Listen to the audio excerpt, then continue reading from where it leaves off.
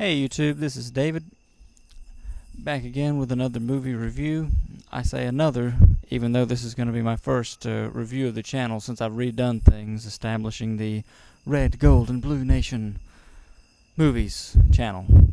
And by the way, yes, this is only one of my channels. Go look up Red, Gold, and Blue Nation Gaming, and you'll see just random gameplay videos there that I'm trying to upload daily. Anyway, this first review will be about a very fun movie that we just saw, me and my family, the other night at the theater, Guardians of the Galaxy. I'm going to try and keep this review short. Won't give away any spoilers. Just want to tell you what I thought of the movie, and it'll be especially quick in as much as I don't know really anything about the Guardians of the Galaxy other than the movie.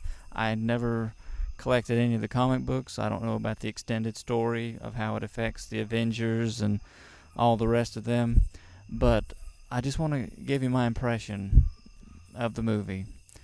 It was everything that I was hoping it would be from the trailer and how fun it was. My mom, of all people, and it was her birthday. It was either this or The Equalizer, which somebody else told me was actually really great, and maybe I'll try and take her to see that in a couple weeks or something. But anyway, she said she was glad we saw this, and that to me tells me that this was a nifty little movie for her to like it. I enjoyed myself thoroughly.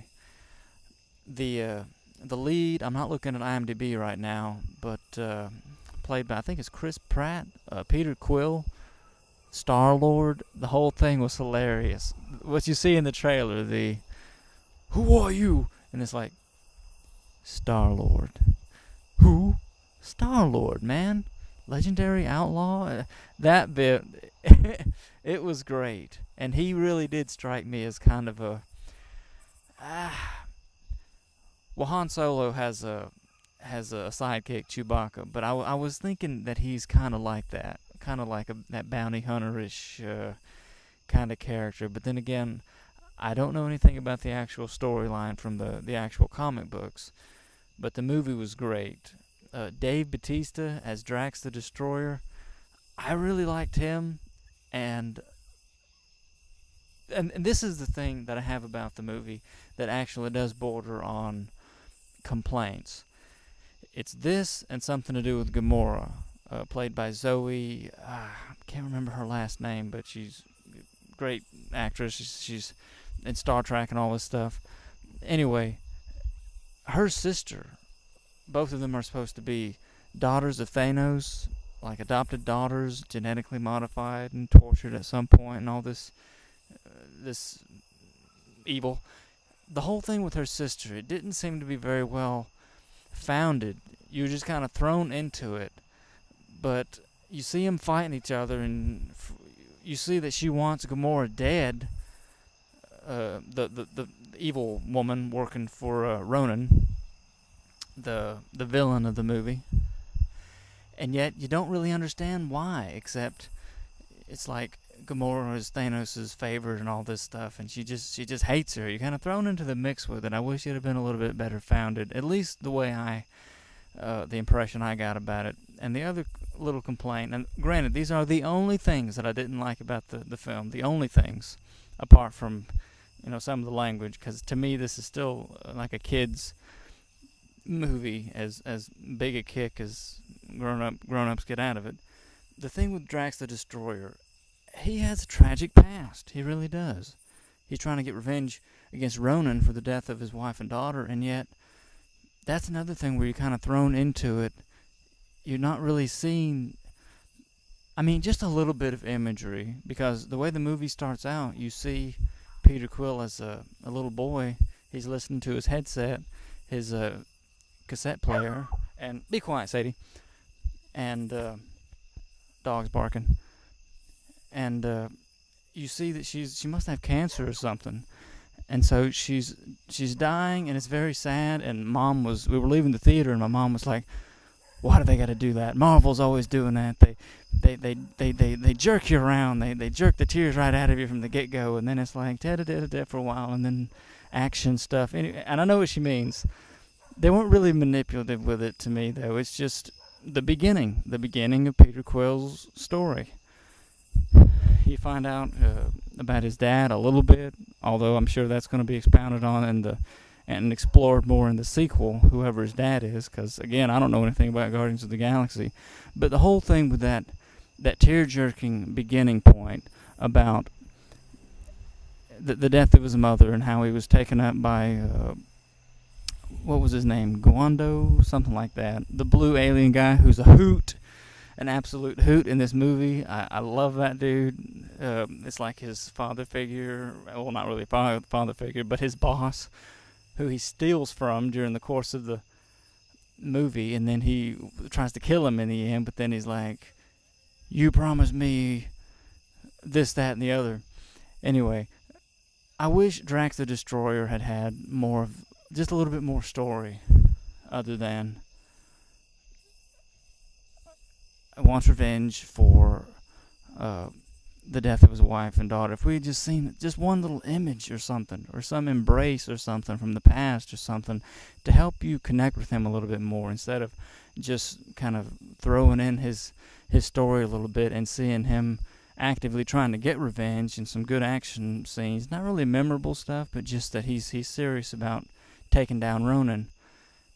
And yeah, that just bothered me as we got through the movie, and I was just thinking, you connected with this guy, you identify him, and yet you weren't really given anything that made you. You were just kind of told mentally, hey, this character's family was killed by this other character, and that's why he wants revenge. As it is, it's like he becomes his own psychiatrist or something. All of a sudden, he just realizes at one point, all my rage, it was just a mask to cover my pain, or so, which was really neat and all, but still, I wish for all of his little, because everything he says has got to be a metaphor or whatever, his race, it's just hilarious, and I loved it. But the whole thing with the, why would I want to put my finger to his throat, and all that stuff, that was just funny. But yeah, those are my complaints against the film. Wishing there was just a little bit more, because it's very fast. It's kind of a fast-paced film, and you're just kind of there witnessing some things go down, and you don't get really a really good glimpse of the past, except for Peter Quill and the childhood scene. And again, I didn't like some of the profanity and stuff, but other than that, I think they did a good job of showing you the expanded Marvel universe, because I know there's going to be even more movies, and of course another Guardians of the Galaxy movie. But yeah, who else was there? Groot, obviously computer animated, but the voice done by Vin Diesel, and Rocket Raccoon. Oh my goodness, he was even better. I wasn't skeptical. I can't speak. Skeptical about them being able to do the raccoon character. Then again, he's not really a raccoon. I know that in the first place, but it was even better than I thought it would be, and the animation looked great and everything, and the whole thing between like his partnership or his buddy Groot, that was just great. And I did find out before I saw the movie that from the story, it's like if Groot is ever blown up or anything, Rocket can just take a little piece of him, put it in a little incubation thing, whatever, or at the end it looks like just maybe, like if you look on the cartoons and stuff, it looks like just a flower pot or something, and that Groot will actually grow back. And and they finally do that in the movie. Again, well, I didn't mean to put spoilers, but I guess I will go ahead and put spoilers in the title because I've just given it away. Anyway, yeah, very good ending, and just they're revealing Thanos like full frontal. You see his face, not just him smiling and grimacing from the side like at the end of the Avengers and stuff. What did he say to Ronan? Well, I can't say it well enough, but anyway, you can find it out online good enough. I thought, you know what, this is very neat, and this is well done, if you ask me. Ronan, as villains go, we were living out of the theater, and my sister said it seemed darker than some of the other Marvel movies they made, and I wasn't really thinking that. I was thinking they should have gone a little bit darker, but then again, she only mentioned that because she mentioned the scene where Ronan like sledgehammers some guy's head, but they don't actually show it. They cut away to another scene, but you get the understanding of what happened. I thought, well, I see what you mean there, stuff like that. And she said it seemed like there was more bad language than other movies. And I don't know about that. Captain America 2 seemed to push the limit every which way. It seemed like so many people got shot in that movie. Maybe it's just me. You can go check out that review that I've done if you want to. Or actually not yet. I'm going to upload it later.